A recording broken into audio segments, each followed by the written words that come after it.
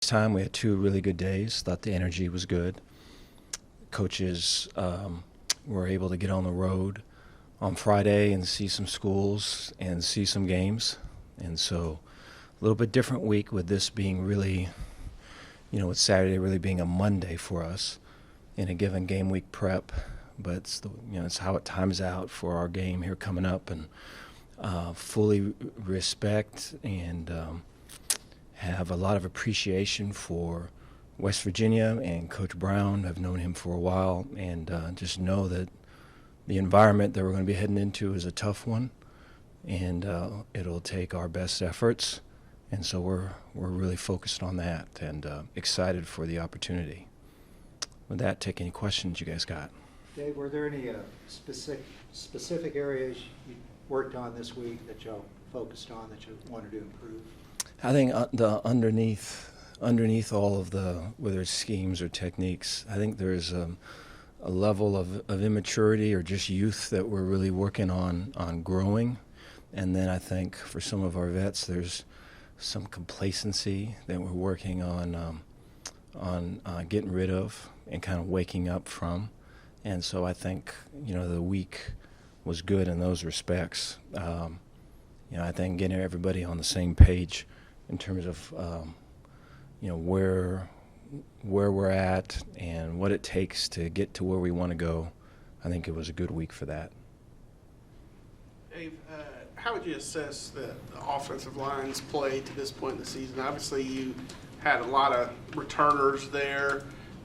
Has that group kind of been what y'all wanted it to be? It's probably mixed, I would say. I think it's a good question. I think, there's pieces that are around the offensive line that are different, that affect some of the outcomes of the offensive line's work. But I think if you were to extract just kind of their play and just kind of how much violence is there, how much effort is there, how much energy is there, I think those are things that we can improve on, and we must, to get to where we want to go. Coach, you're still looking for that first win in Morgantown. Last time you guys went there, a double overtime game. I'm sure you don't want those double overtime games after BYU. What is the kind of message going into this week, and do you think you guys can rise above the environment that Morgantown imposes? No, appreciate that. Yeah, I think intentional practice. I think some of the, I think all of our improvement can stem from really being intentional with our work in our days. And so, knowing, why I'm in this meeting, why I'm in this individual period, why I am in this unit teach or team period, what I want to get better at, what specifically am I working on. And I think there's a be here now mindset that's way important with that. And you can kind of get caught up in just the routine of, week 1, week 2, week 3, week 4, and that. And then you also get caught up with what just happened last game or what possibly could happen this next game. And so just to stay way focused in the moment, I think, is where, the improvement is at. And so I think it's been a big push by all of us to be way intentional with our time. So I think that's number one. Then 2 would be playing with edge. I think it was already kind of hinted at. The line of scrimmage, I think, can improve, and we have to. The edge is not after the snap, right? It's not before the snap. It's during it's having a really violent start, followed with a real violent finish, and it's from the start of the play to the echo of the whistle. I think our line of scrimmage can improve with a better edge. So we're trying to practice that way. Coach, JT Daniels was a pretty big recruit coming out of high school. What do you feel like he brings to this Mountaineer offense? Really strong arm. Yeah, there's a command that right when you watch the tape, it jumps off the screen at you. The command that he has, there's a poise that he has, and then his arm. He can from one hash, throw deep out all the other across the field and all that, and be on the money with it. And so I think it's elite, his arm strength. And I think the offense is growing around him. There's elements of tempo in there. There's backs that there's a change of pace back. There's a kind of a reliable, tough back. And then they've got a fair amount of receivers that are kind of in and out. So it's a talented offense, and with him at the helm, they're always going to be in it and always a threat to put up a lot of points. Coach, Apu left the last game. Is he going to be available for West Virginia? What's his update status? And also with Tay McWilliams and Khalil Keith. So Apu will be ready to play, and so he's been practicing, these past couple days, and then Tay, it's still, I think his return is still a couple weeks out. I think he's having a harder time of it than maybe some of our others. And so we're hoping to get him back here soon. It doesn't look like it's going to be for this next one. And then, Khalil?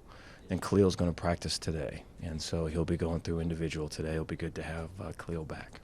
Dave, going back to last week, seeing a 36 next to an opponent was kind of bizarre in the last year and a half. Mm-hmm. Do you think the defense is hungry to come out for not a shutout performance, but to really bounce back in a strong way? It's a good question. I appreciate that. I think, I feel we have to teach that. Just kind of the basis of your question and kind of what it was getting to. I feel us as coaches, we have to teach that. And so we're trying to do that right now in terms of, hey, this is an expectation. Hey, when it's not met, hey, there should be something you feel in your gut. This is how you use it. Just because you use it in the week doesn't mean that it's given to you on a game day. This is what all of it means. I feel it's up to us to teach that so we can get the answer that I think we all want. Dave, in terms of self-evaluation, even in coaching, Mm-hmm. do you do that week to week, or was this a good week to kind of look at that and go, we need to do this, that kind of thing?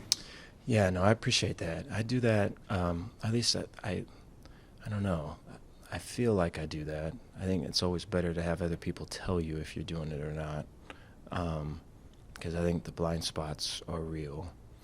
I think for me, the complacency part is hard. It's hard to, I don't know. I think if you were to be a coach and you were to say my team is complacent, it sounds like a way negative thing.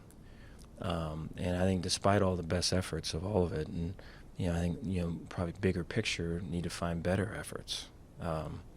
But I think talking about what's real is way important. And I think there's an element of kind of a waking up, like here's the jersey number, here's the play, here's all of it. This is not what it is. I know you're better than this. I know that there's an edge to you. I know all of that, getting that back. And so that's been a big, big, big focus. And it's been, as far as when I look at me, I just see that with the staff. And I think this came up the other day. But I think whether it's the youth of the team or it's kind of feeling the complacency and all of it, it's to, as a coach, to use all that and use it. And when we're not hitting the mark either way, or we're not growing the way we think we should, or we're thinking we arrived when we haven't done anything, it's using those moments to teach. And not to weaponize, and to, because I think then you're in a thing and you create another thing. And so I think there's both sides of it, because I think players are going to want to see that, hey, I didn't, here's my perspective. Oh, there's a whole other perspective. Okay. And that whole thing is easier to admit when it's being talked to by someone that you trust and knows that they care about you more as a person than a player. And then, but then I think for the coach, it's like all the anxiety and all the other things. You're not the only one that feels that, dude. Players feel that too. So it's not about just putting it off. It's about using it for good. And so, the best criticism of the bad is the practice of the better. And I think it takes some intentionality to do that. We're trying our best. Dave, was it tough to see Josh Fleek enter the transfer portal almost midway into the season? Yeah, I'm a big fan of Josh, and I I want the best for him. And you see just his growth. I remember, probably one of my first, I think probably one of my first days in 2020, one of my first one-on-one meetings was with Josh. And just to see just how close he is to finishing off academically, and just all the work that he's put into it, and all the work that everyone here at Baylor has put into him. And so I think if you had your choice, you'd rather all of it end here and all that. But I can understand, and I see his view, and I wish him the best, and want him to be able to finish with a degree, and I want him to be able to have the opportunities that he wants. Coach, a career day for Blake last week against Oklahoma State. Have you seen anything from him this bye week? Is he feeling a little more comfortable? What are you seeing from him? Very businesslike, I think, very into the details and into the energy of the team. I think as we go, from 1 week to the next, there is a growth in him, and a more willingness and probably readiness to say what he feels, and I think that's way important for us. And so I think that is becoming right now. When you have a performance coming off Oklahoma State and then you have to go into a bye week, Mm-hmm. what's more beneficial? Going into a bye week where you're going, okay, thank God we have a break here after a tough loss, or do you want to go in with momentum off a win? It's a really good question.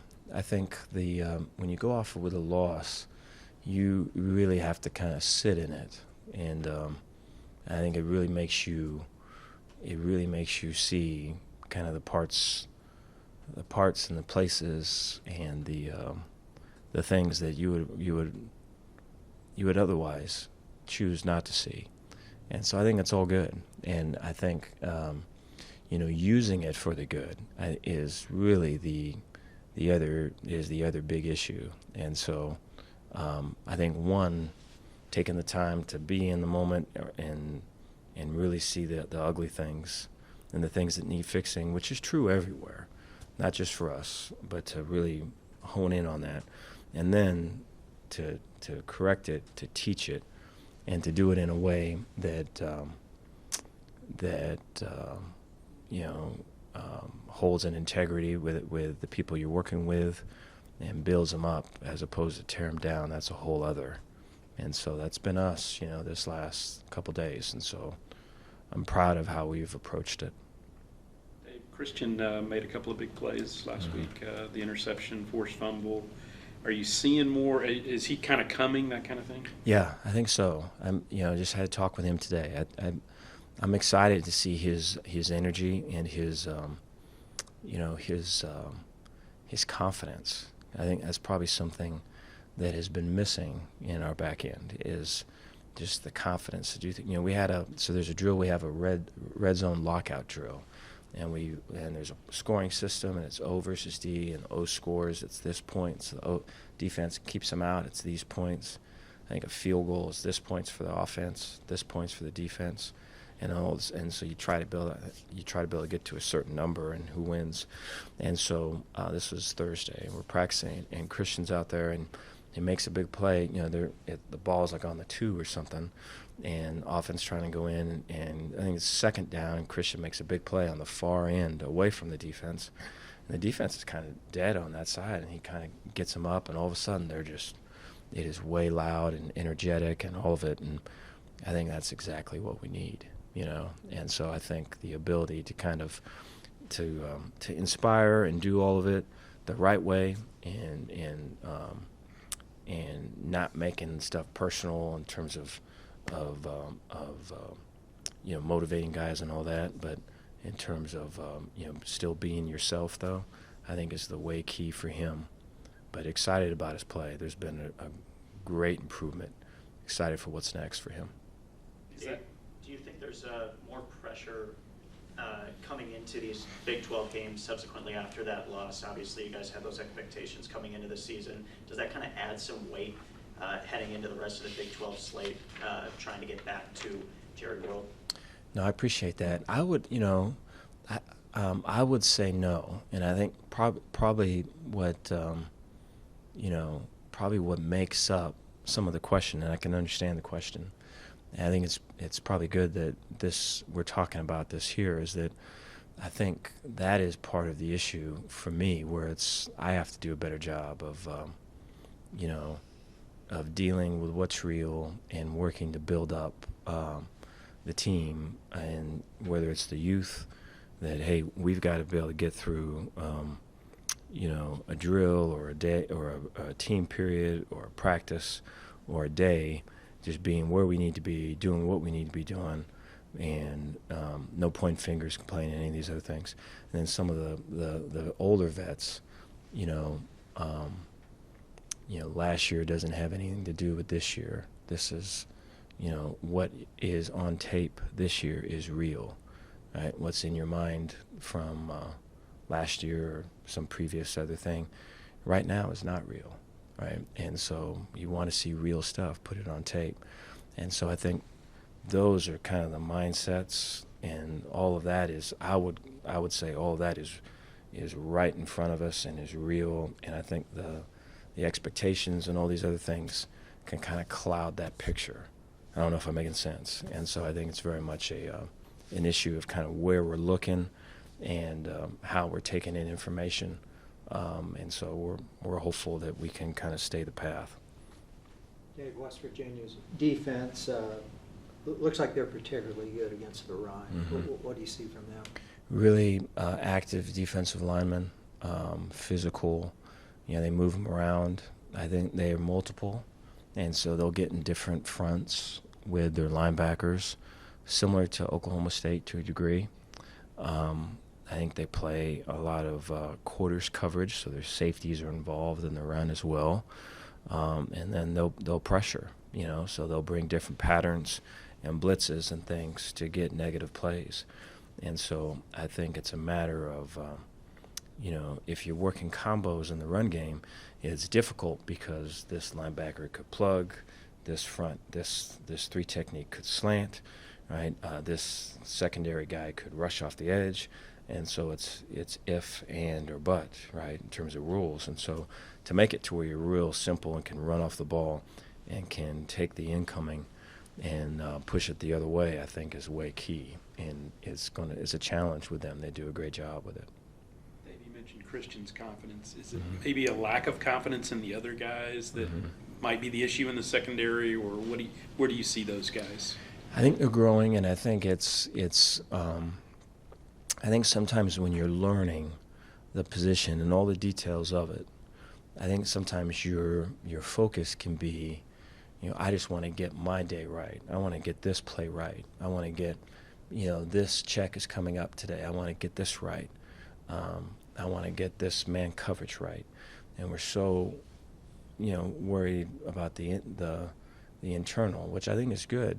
But then there's almost a lack of, whether it's given energy or it's, any type of praise to the outside. And so it's kind of almost like a siloed thing.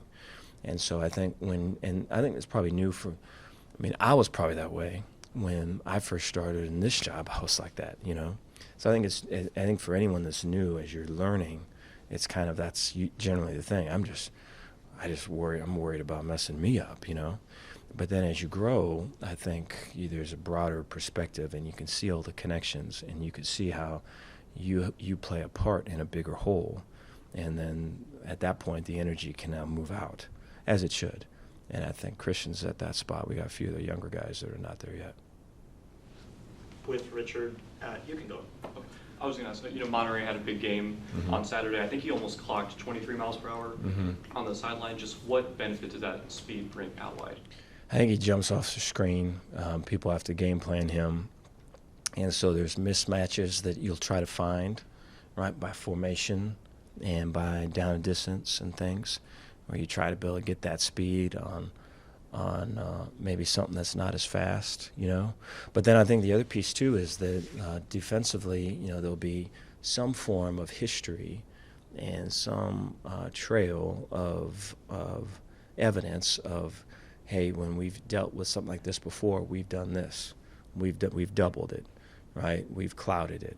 We've tried to reroute it. We've whatever it is, and so then you use that and then build around it to attack the other outer pieces. And so, it's a really good starting point to use to try to score some points.